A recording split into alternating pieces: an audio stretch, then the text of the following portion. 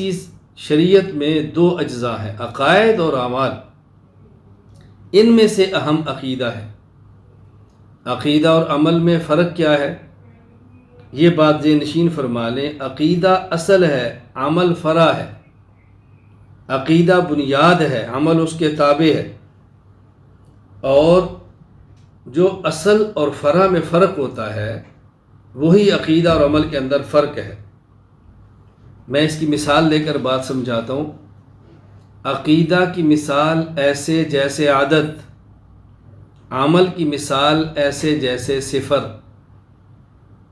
عقیدہ کی مثال جیسے عدد اور عمل کی مثال جیسے صفر۔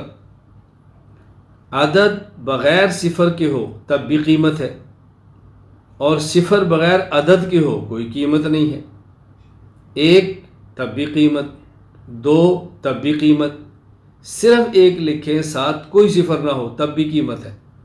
لیکن صفریں 1000 لکھ دیں اور ساتھ ایک نہ لکھے تو کوئی قیمت نہیں ہے۔ تو جس طرح عدد بغیر صفر کے قیمت والا ہوتا ہے، عقیدہ بغیر عمل کے بھی قیمت والا ہوتا ہے۔ اور جس طرح صفر بغیر عدد کے قیمت والی نہیں ہوتی، اسی طرح عمل بھی بغیر صحیح عقیدہ کے بلا قیمت ہوتا ہے۔ پھر ایک عدد کے ساتھ آپ ایک صفر لگائیں تو 10، 2 لگائیں تو 100، 3 لگائیں تو 1000، 4 لگائیں تو 10,000، 5 لگائیں تو 1,00,000۔ تو صفر کے آنے سے عدد کی قیمت بڑھ جاتی ہے۔ صفر کے آنے سے عدد کی قیمت بڑھ جاتی ہے۔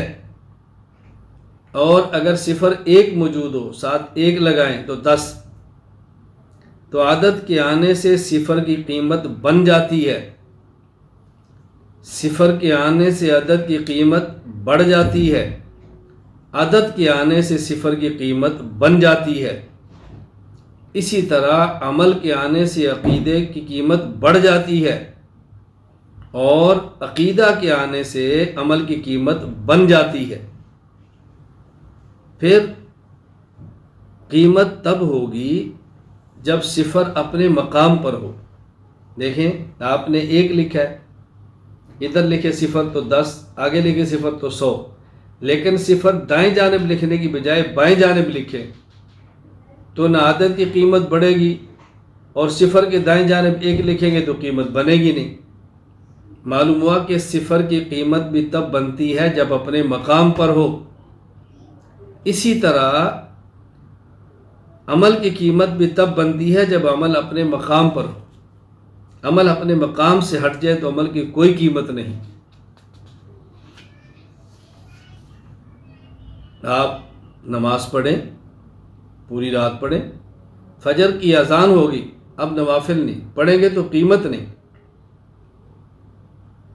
سورج طلوع ہوا، اب نوافل بھی نہیں، سنت بھی نہیں، سورج طلوع ہو رہا ہے، طلوع شمس سے 15 منٹ بعد پڑھ لیں تو پھر وقت شروع ہو گیا۔ تو عمل کا وقت ہونا ضروری ہے۔